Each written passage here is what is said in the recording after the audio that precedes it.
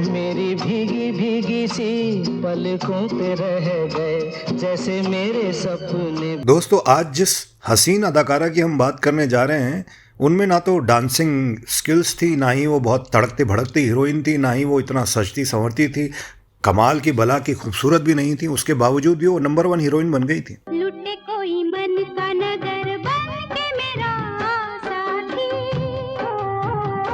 और जो उनका दौर था, अपने ज़माने में उनके साथ बड़े बड़े हीरो काम करने से घबराते थे क्योंकि वो उनके गुस्से से बहुत डरते थे। उन्होंने फिल्मों में काम करने के बाद जब वो अपनी दूसरी पारी में राजनीति में आई तो वहाँ पर भी उन्होंने सफल होकर दिखाया है। जहाँ बॉलीवुड के दूसरे कलाकार राजनीति में कुछ खास नहीं कर पाए, ये आज भी राजनीति में टिकी हुई हैं और काम कर रही हैं। पानी रे पानी तेरा रंग कैसा। भूखे की भूख और लेकिन क्या आप जानते हैं कि महज 14 साल की उम्र से देश के चोटी के निर्माता निर्देशकों की फिल्म में लीड रोल निभाने वाली अदाकारा किसी भी फिल्मी परिवार से ताल्लुक नहीं रखती थी। लेकिन क्या आप सोच सकते हैं कि इस अभिनेत्री ने अपने सुपरस्टार पति से भी ज्यादा लोकप्रियता हासिल की और उनकी बेवफाई का डटकर मुकाबला किया और अपने सुहाग को बचाए रखा।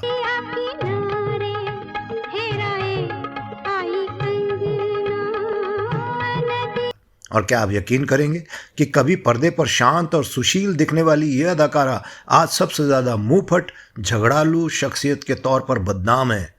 कौन है ये अदाकारा और कैसे रातों रात वो स्टार बन गई, कैसे चमकी उनकी किस्मत? कौन थी वो अदाकारा जिन्होंने उन्हें दिलवाया था लीजेंडरी डायरेक्टर के साथ काम करने का मौका, और क्यों उन्हें अपने बेवफा पति को बार बार सुधारना पड़ा, और कैसे एक शांत और सुलझे हुए दिमाग वाली ये अदाकारा बन गई झगड़ालू और जुझारू राजनेता? क्या है उनकी शख्सियत का वो राज जो उनके पति और बच्चों के अलावा उनके समर्थक भी नहीं जानते? जी हाँ, जानेंगे सब कुछ इनके बारे में। बने रहिए आप हमारे साथ।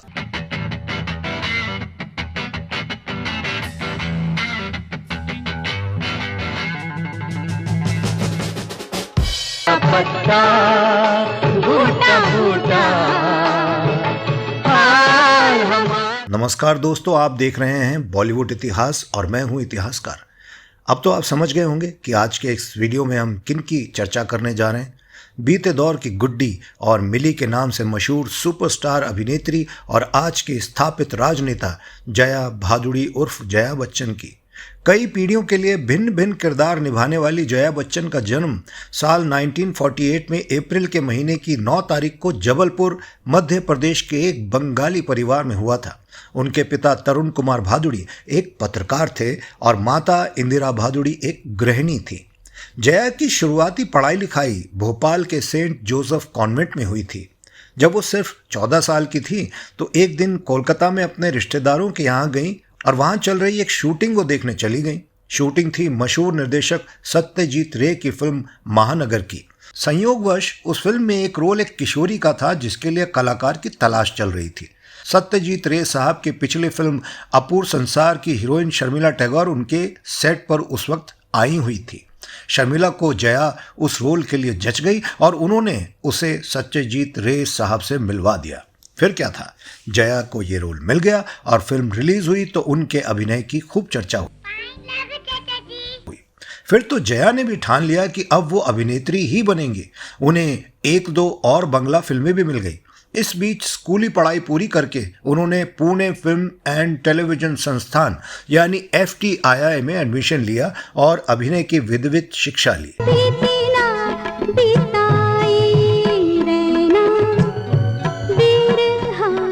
उनकी चर्चा पहले ही मुंबई पहुंच चुकी थी और जब ऋषिकेश मुखर्जी फिल्म गुड्डी बनाने की तैयारी कर रहे थे तो उन्होंने बाकायदा FTII जाकर जया को साइन किया।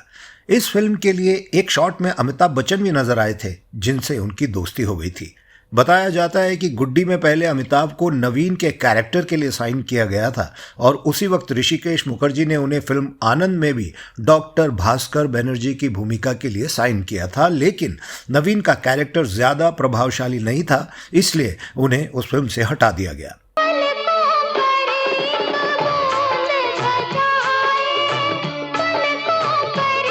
बहरहाल फिल्म गुड्डी सुपरहिट हो गई और इस फिल्म के लिए जया को फिल्म फेयर पुरस्कार का नॉमिनेशन भी मिला। फिर तो जया के पास फिल्मों की लाइन लग गई।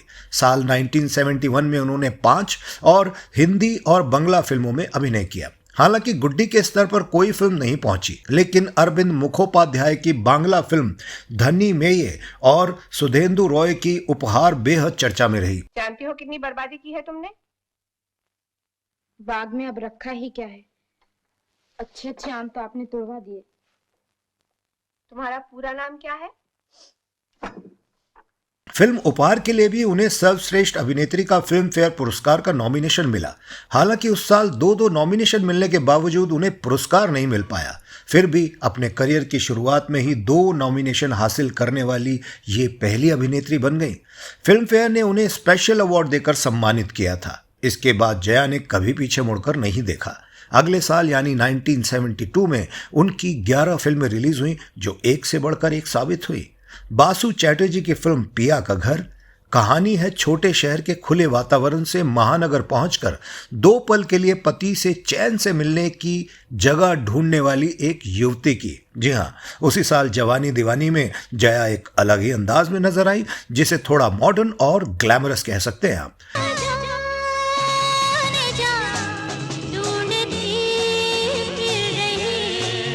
गुलजार साहब की फिल्म परिचय में वो ऐसी धानी सी दीदी बनी है, जिसमें वो जमींदार परिवार की जिम्मेदार बेटी बनी है।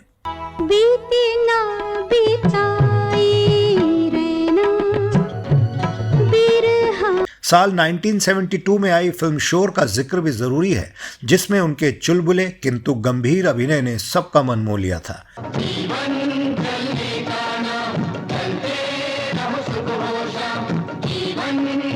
इसी साल जया की एक फिल्म और आई अमिताभ बच्चन के साथ, जिसका नाम था एक नजर। ये एक रोमांटिक फिल्म थी, लेकिन कुछ खास वो चल नहीं पाई। हमें करे कोई सूरत उन्हें बुला। लेकिन इस फिल्म में दोनों कलाकार एक दूसरे के नजदीक आ गए। साल 1972 में ही ऋषिकेश मुखर्जी की फिल्म बावर्ची आई थी, जिसमें उन्हें तब के सुपरस्टार राजेश खन्ना के ऑपोजिट काम करने का मौका मिला। राजेश खन्ना तब सुपरस्टार बन चुके थे और बावर्ची की कहानी उन्हीं के इर्द गिर्द घूमती थी, लेकिन इसके बावजूद जया ने अपनी जोरदार उपस्थिति दर्ज कराई।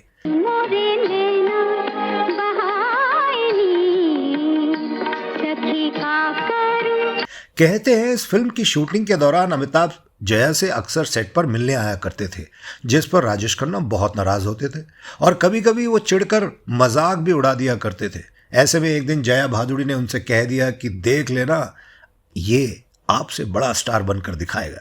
जया को अपनी बात साबित करने का मौका जल्दी ही मिल गया। अगले साल यानी 1973 में जब फिल्म जंजीर बन रही थी, तब अमिताभ के फ्लॉप लेवल के कारण कोई बड़ी अदाकारा उनके साथ काम करने को तैयार नहीं थी। ऐसे में जया बच्चन ने उनके साथ काम किया उस फिल्म में और जोरदार अभिनय भी करके दिखाया। फिल्म सुपरहिट हुई और अमिताभ को एक नया टैग मिला, एंग्री यंग मैन। दीवाने हैं दीवानों को न घर चाहिए, न घर चाहिए। उसी साल फिल्म अभिमान के बनने और दोनों की शादी के किस्से को आपने सुना ही होगा। इसकी चर्चा हम कभी और किसी और वीडियो में करेंगे। अभी हम आपको इनकी शादी की बात बताते हैं। साल 1975 में आई फिल्म मिली में जया ने कैंसर पीड़ित किशोरी की भूमिका निभाई थी और इसमें अमिताभ बच्चन ने बहुत अच्छा अभिनय किया था। हालांकि इससे पहले Amitabh Bachchan angry young man के रूप में फेमस हो चुके थे, लेकिन उसके बावजूद भी इस फिल्म में उन्होंने अपने उस एंग्री यंग मैन की छवि को आगे नहीं आने दिया। मैंने कहा फूलों से हंसो तो खिलखिलाते हंस दिए। अमित जया की जोड़ी ऑन स्क्रीन और ऑफ स्क्रीन दोनों ही जगह धमाल मचा रही थी। दोनों की केमिस्ट्री दर्शकों को भी पसंद आ रही थी।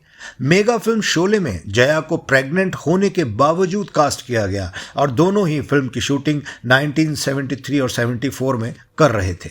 साल 1974 के मार्च में जया बच्चन की गोद में बेटी श्वेता आई और उसके करीब 2 साल बाद फरवरी 1976 में अभिषेक बच्चन का जन्म हुआ। 2 बच्चों को पालने की जिम्मेदारी और फिल्म की व्यस्तता में उन्हें पति पर ज्यादा ध्यान देने का मौका नहीं मिला। फिर साल 1976 में रेखा ने फिल्म 2 अनजाने फिल्म से अमित जया की लाइफ में एंट्री मारी। इश्क वालों से न पूछो कि उनकी हालांकि इससे पहले फिल्म दुनिया का मेला के लिए अमिताभ को रेखा के साथ साइन किया गया था और इस फिल्म का एक गाना भी शूट हो गया था।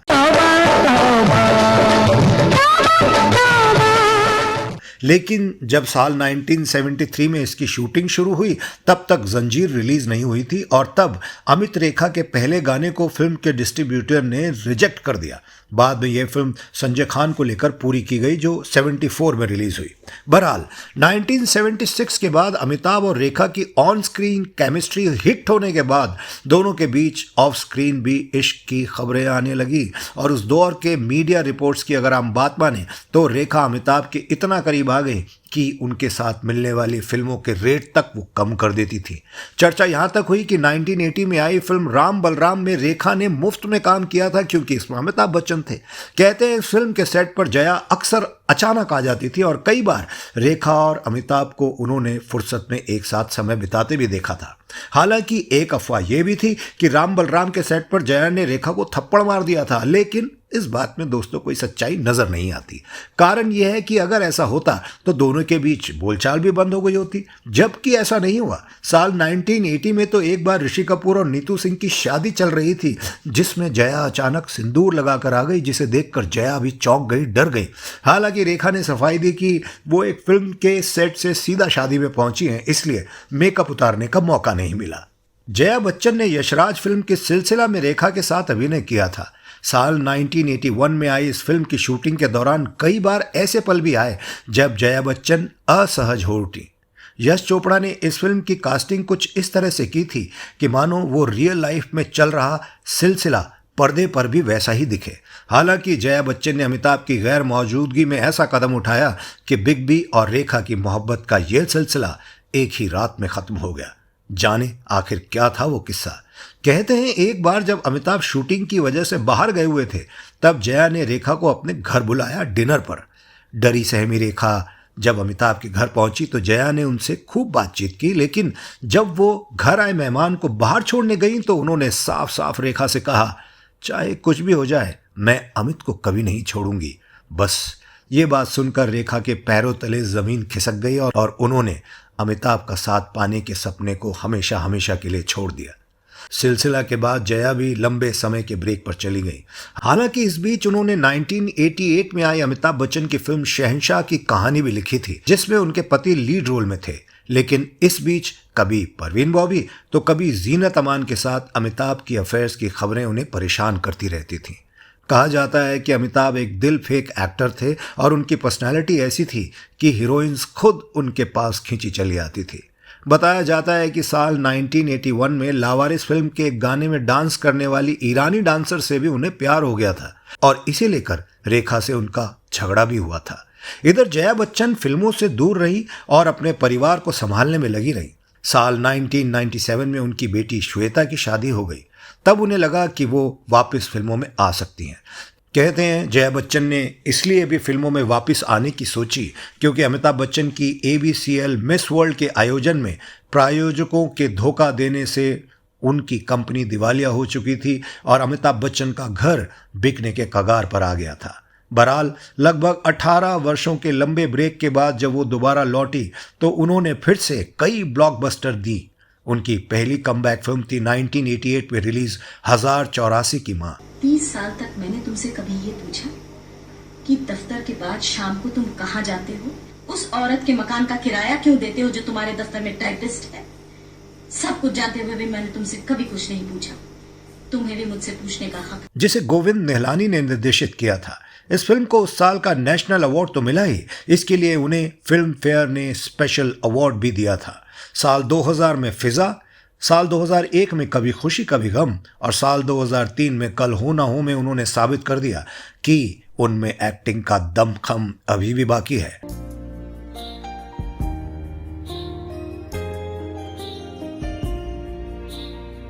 तीनों ही फिल्मों के लिए उन्हें बेस्ट सपोर्टिंग एक्ट्रेस का अवार्ड मिला। दोस्तों यहां गौरतलब है कि जया अब तक 9 फिल्म फेयर अवार्ड जीत चुकी है। दोस्तों जब अमिताभ बच्चन की कंपनी ABCL दिवालिया हुई उससे पहले से ही समाजवादी पार्टी के नेता अमर सिंह ने बच्चन परिवार से नजदीकियां बढ़ानी शुरू कर दी थी। हालांकि लगभग कई सालों तक जया बच्चन फिल्मों से दूर रही, लेकिन साल 1994 में मुलायम सिंह की सपा सरकार ने उन्हें कला के क्षेत्र में तभी शुरू किए गए यश भारती सम्मान से सम्मानित किया। बाद में साल 2004 में उन्हें सपा की ओर से राज्यसभा सांसद भी चुना गया और इसके साथ ही वो उत्तर प्रदेश के फिल्म विकास निगम की अध्यक्ष भी बनाई गई। फिर साल 2006 में चुनाव आयोग ने इसे लाभ का पद घोषित कर दिया और उन्हें सांसद का पद छोड़ना पड़ा, लेकिन दोबारा हुए उपचुनाव में भी सपा ने उन्हें अपना उम्मीदवार बनाया और वो जीत गई। 2012 में वो तीसरी और 2018 में चौथी बार सपा के टिकट पर राज्यसभा सांसद बनी। मुलायम सिंह जी और पार्टी के जितने भी MLAs हैं, MLCs हैं, कार्यकर्ता है, सबका बहुत बहुत धन्यवाद करना चाहूँगी। मुझे और एक मौका मिला है। वैसे तो जया बच्चन एक सफल अभिनेत्री और सांसद रही हैं, लेकिन इस बीच उनकी निजी और सामाजिक जिंदगी बहुत उथल पुथल से भरी रही है। इसका असर उनके स्वभाव पर भी पड़ा है। कहा जाता है कि निजी जिंदगी में जया और अमिताभ के बीच काफी मनमुटाव रहा। दोनों काफी सालों तक एक साथ नहीं रहते थे। बच्चन परिवार के पास कई बंगले हैं और जया जिस बंगले में रहती थी, अमिताभ उसमें ना रहकर किसी और बंगले में रहते थे। हाल ही के दिनों में जया बच्चन अपनी बेटी श्वेता और उसके बच्चों के ज़्यादा करीब नजर आईं। वो अपनी नातिन नव्या के YouTube चैनल पे भी रेगुलर रही हैं। ऐश्वर्या से उनका मनमुटाव और दूरी ये तो सबको पता है। अभिषेक की ऐश्वर्या से हुई शादी को जया कभी भीतरी तौर पर पचा नहीं पाई, उन्होंने कभी एक्सेप्ट नहीं किया। एक बार रेडिफ से बात करते हुए उन्होंने अपनी बहू के साथ अपने रिश्ते पर खुलकर बात की थी। उन्होंने कहा था, वो मेरी दोस्त है, अगर मुझे उनकी कोई बात पसंद नहीं आती तो मैं उनके मुंह पर बोल देती हूँ, क्योंकि मैं पीठ पीछे राजनीति नहीं करती। जया बच्चन ने कहा था कि वो चाहती हैं उनकी बहू उनके प्रति अधिक सम्मानजनक व्यवहार करे। भावनात्मक तौर पर जया अपने बच्चों के काफ़ी करीब रही थी, क्योंकि उनके लिए ही इस अभिनेत्री ने अपना चमकता हुआ करियर दांव पर लगा दिया था। जब अभिषेक का करियर चमक नहीं पाया तो जया को बहुत निराशा हुई। उनकी बेटी की शादी देश के एक व्यावसायिक घराने में हुई थी, लेकिन उसका भी दाम्पत्य जीवन उथल पुथल भरा रहा। श्वेता और उसके पति निखिल नंदा के संबंधों पर कई बार मीडिया में खबरें आई और चर्चा तो यहाँ तक आई कि दोनों का तलाक होने वाला है। जया बच्चन ने जिन बच्चों के लिए अपना करियर ख़त्म कर दिया, उनकी खुशी छीनने पर एक माँ को दर्द होना तो स्वाभाविक है दोस्तों। ये अवसाद एक फ्रस्ट्रेशन में बदलकर जया बच्चन के चेहरे पर नजर आता है। अपने ऊट पटांग बयानों के कारण जया को कई बार राजनीतिक विरोध भी सहना पड़ता है।